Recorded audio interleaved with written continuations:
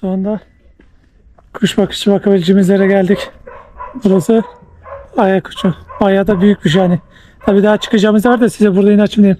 Şöyle bayağı bir tasarlanıp bu halini aldı.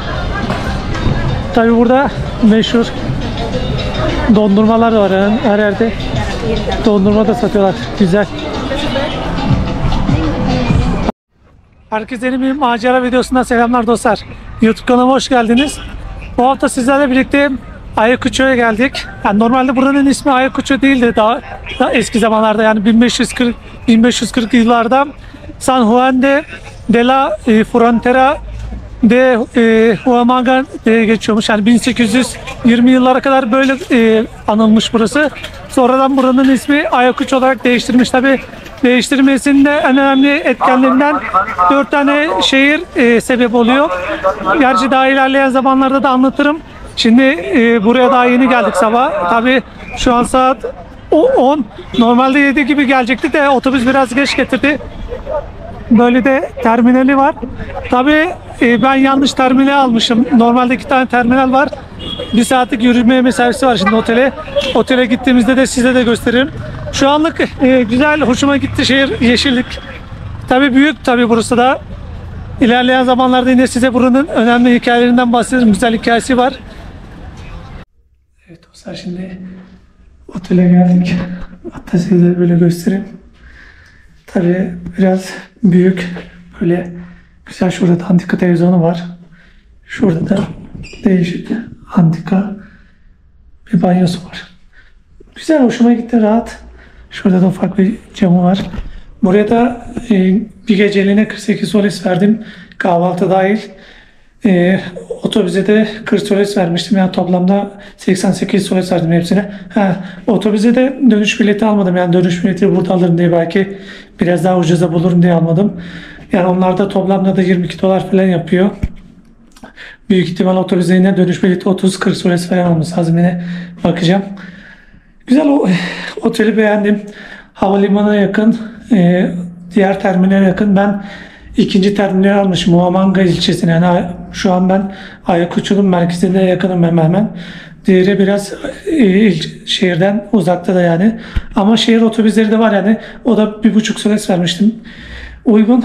Gelirken de biraz etrafa baktım. Gezebileceğimiz, görebileceğimiz bir sürü yer var.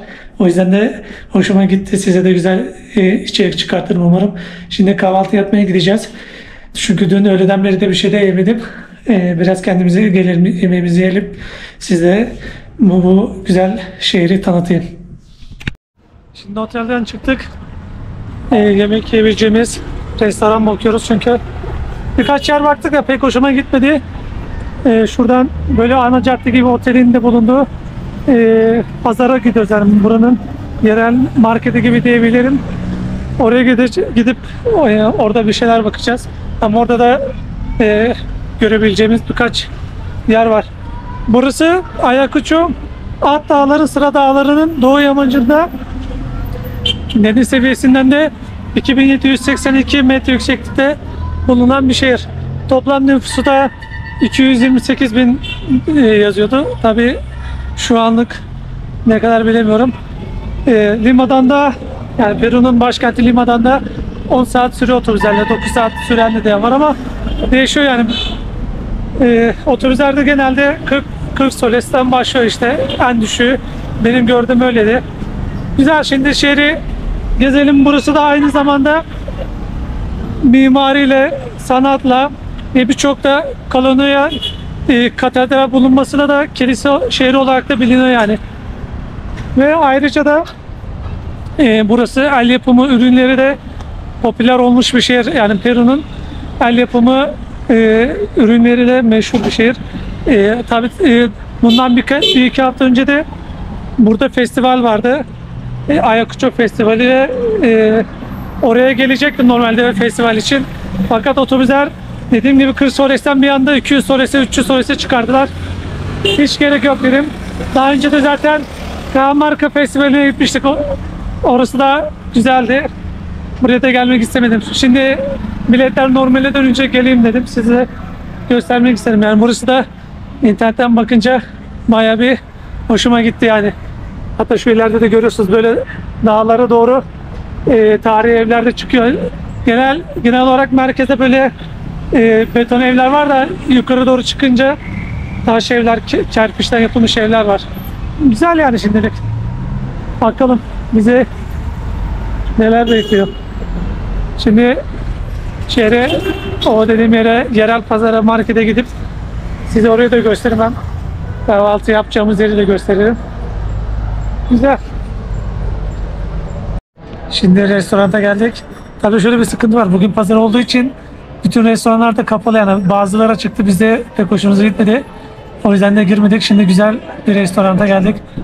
Tabii böyle şurası da Plaze'de Armas Ayacucho, yani buranın önemli simgelerinden bir yeri.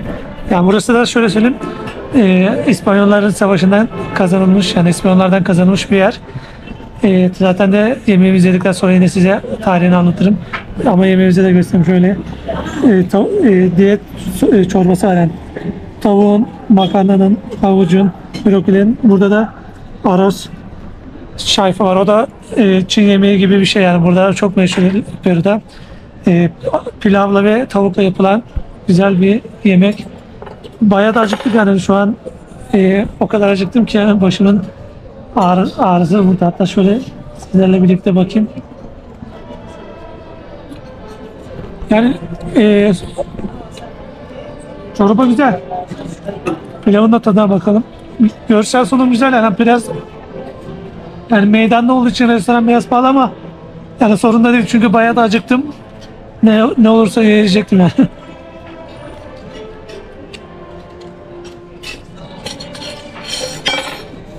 Gayet güzel yani. Şimdi hoşuma da gitti yani, biraz pahalı ama fiyatına da değer yani. Şimdi yemeğimizi bitirelim. Yine devam ederiz. Şunu da söyleyeyim. Gerçekten Peru beni çok şaşırdı bu yemek konusunda. Şöyle göstereyim tekrar. Yani ne kadar büyük olduğunu görün. Ya bunlardan çorba 17 soles verdim. Aros şayfada 30 solesi sanırım, yine bakarım. Aşağıda yazarım. Uygun yani, fiyatları uygun olmasına rağmen porsiyonları da büyük. Güzel, lezzetli. Şimdi yemeğimizi bitirelim. Tekrar videoya devam ederiz. Şimdi yemeğimizi yedik. Restorandan da çıktık. Buranın meydana geldik.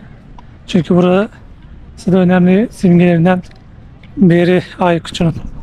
Şöyle hatta göstereyim size de.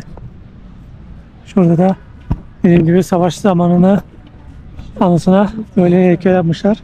Şu mavi bayrakta buranın bayrağı simgesi yani. Diğeri de zaten Peru'nun bayrağı. Burası dediğim gibi el sanatlarıyla popüler bir şehir hatta. Kaymak taşı oymaları, huamanga taşı, kinuanın taşı diye bu ağları ve kiliseleri olarak biliniyor. Ve şu da var yani, buranın Ayacucho ismi Arjantin, Bolivya, Ekvador ve Venezuela'nın oluşumuna, yani burayı tekrar kurmasıyla birlikte buranın ismini de o dört büyük at şehri Ayacucho olarak koyuyor ismini ve o zamandan bu zamana da ismi Ayacucho oluyor. Gerçi burası bana biraz da Cajamarca'yı andırdı, yani Cajamarca'ya benziyor ama burası da güzel. Tabii pazar günü olduğu için bugün bir de hemen her yer kapalı. Olmadı bugün böyle şehri gezeriz. Yarın da kanyonlara gideriz, müzeleri gezeriz. Olmadı 2 video yaparım buraya. Böyle güzel tarihi binaların, kiliselerin bulunduğu bir yer. Tabii burada da Katolik coşkusu çok yüksek olan bir şehir burası da. Festivallerin olduğu güzel. Rönesans, barok ve mestizo tarzında 30'dan fazla genel vali tapınağı bulunuyor bu şehirde.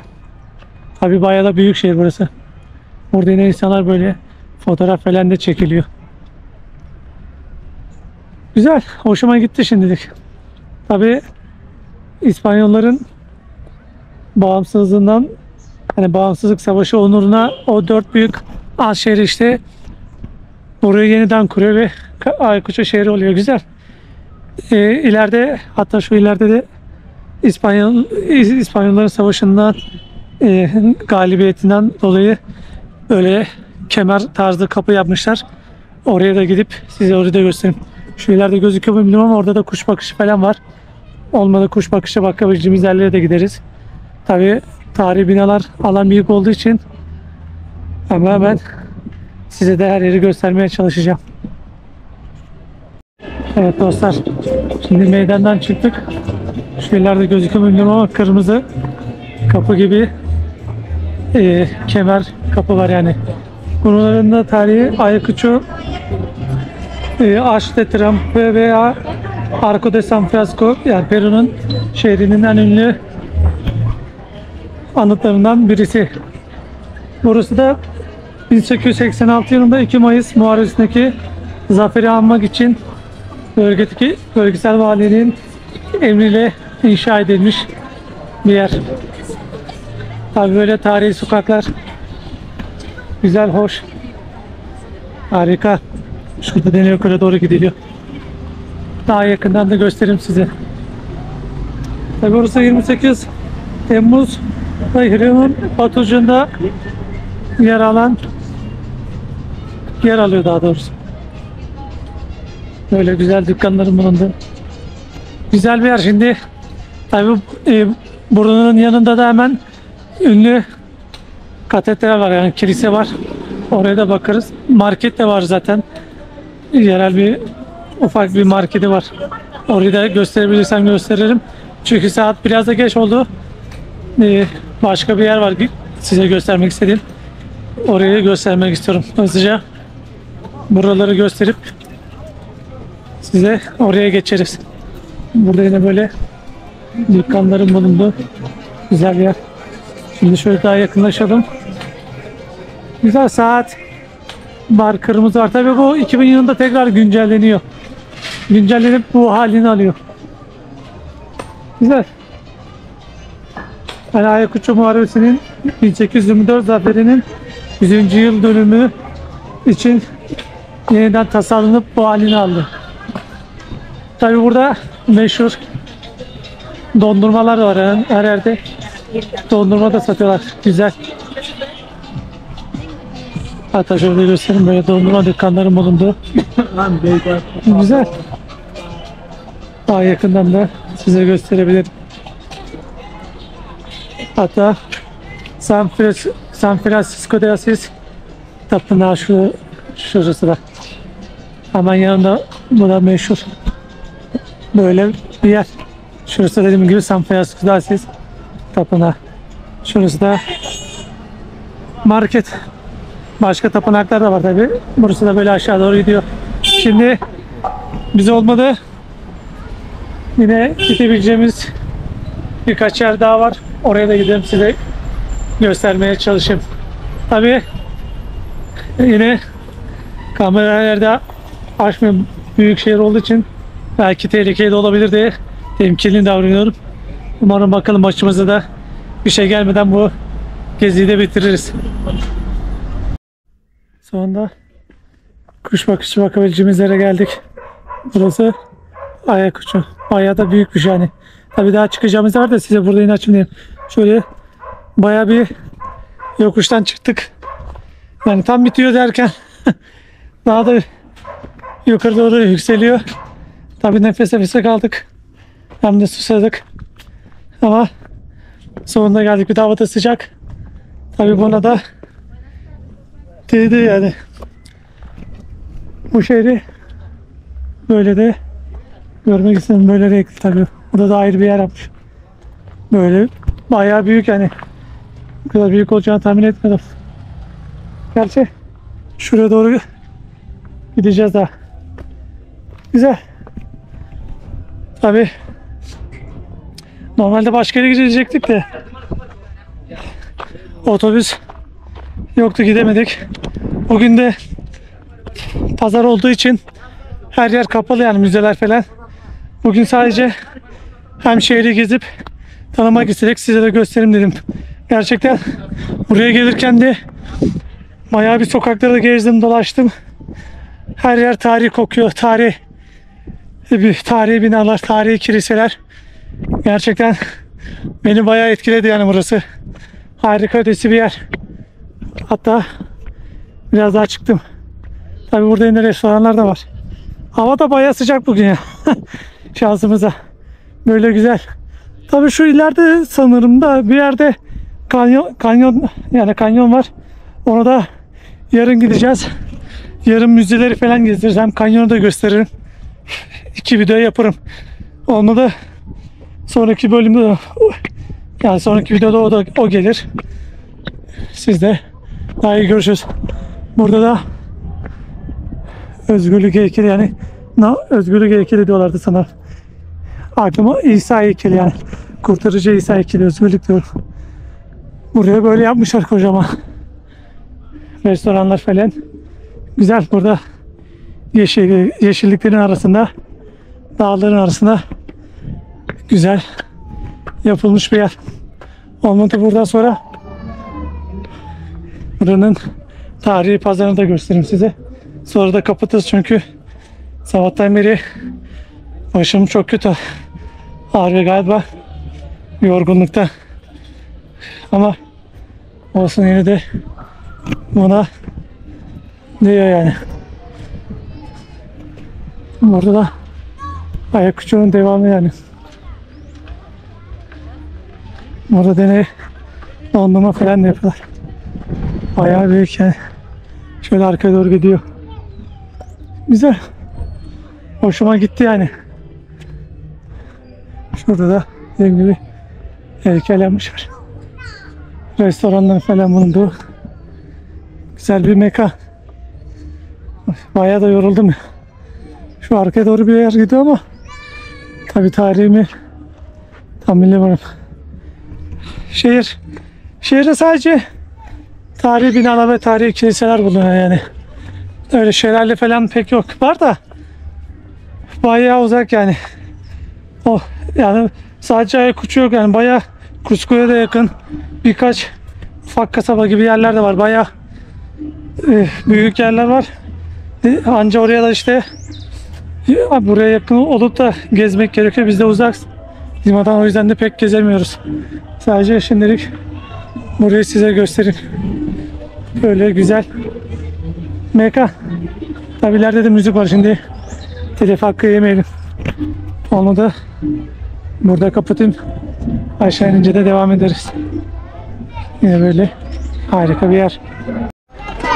Şimdi de tekrar döndük buraya. Böyle göstereyim size. Burası da tarihi market, yani yerel pazar gibi bir yer.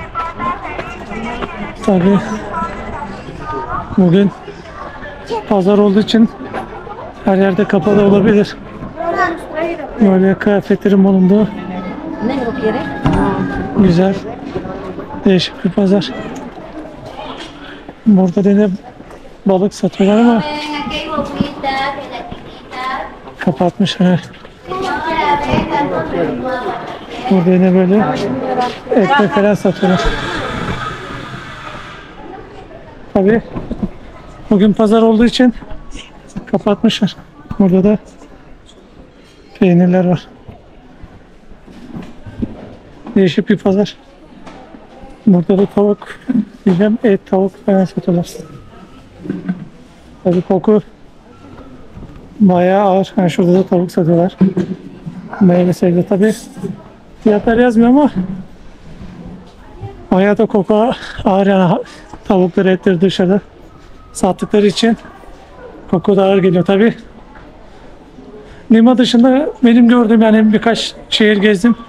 Pazar günleri pazar açmıyorlar genelde. Adetten demek ki. Şimdi biz de bayağı yorulduk. En son burayı çekip otele gidip dinlenmem lazım. Burada da değişik şeyler yapmışlar. Dediğim gibi otele gidip dinlenmem lazım ki yarın bayağı gezeceğimiz birçok yer var gösterebileceğim. Zaten bayağı da yorulduk yani. Burada yine böyle peynir falan satıyorlar. Ekmek falan. Güzel, değişik. Ekmek falan. Dükkanların bulunduğu güzel bir yerde. Değişik, enteresan yani. Buranın pazarları her gün açık oluyor gerçi böyle. Şimdi biz yine devam edelim olmalı. Burası da antika ya. Yani bayağı eski zamanlardan kalma binaya yapılmış bir yer. Hatta size gösterebilirsem şunlar da şehrin otobüsleri, yani böyle mototaksiler de var. Böyle otobüsler falan da var. Bunları göstereyim. Burası da böyle aşağı doğru gidiyor yine.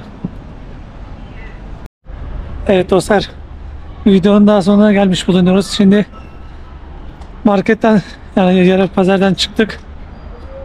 Bayağı da yorgunuz, yani bayağı yürüdük falan derken otele gidip dinlenelim dedik. Çünkü yarın da bayağı gezip görebileceğimiz birçok yer var. Çünkü bugün her yer kapalı, pazar günü olduğu için pek de bir şey gösteremedim. O yüzden sadece şehri gezip tanımak istedim. Böyle size de göstermek istedim. Umarım da hoşunuza gitmiştir video. Video hoşunuza gittiyse de bana destek olmak isterseniz videomu beğenip kanalıma da abone değilseniz abone olsanız çok çok sevinirim. Destekleriniz için şimdiden her birinize teşekkür ediyorum. Dediğim gibi şu da var. Sadece bu gezi videoları Peru ile sınırlı kalmayacak. Yani gezebileceğimiz, yani gezeceğimiz daha birçok ülke var. Latin Amerika olsun, Karayipler olsun. Mesela burada Karayipler'de Avrupa ülkelerin adaları var. Oralara gideceğiz. Dediğim gibi 500 abone ulaştığımızda da Brezilya'da keşfedilmemiş bir yere götüreceğim sizi. Harika bir yer orası da. Bana bu yolculuğumda, dünya turumda destek verirseniz çok çok sevinirim. Çünkü sizin desteklerinizi görmek bana büyük bir motivasyon veriyor. Bir sonraki videoda görüşürüz. Kendinize iyi bakın. Sağlıkla kalın.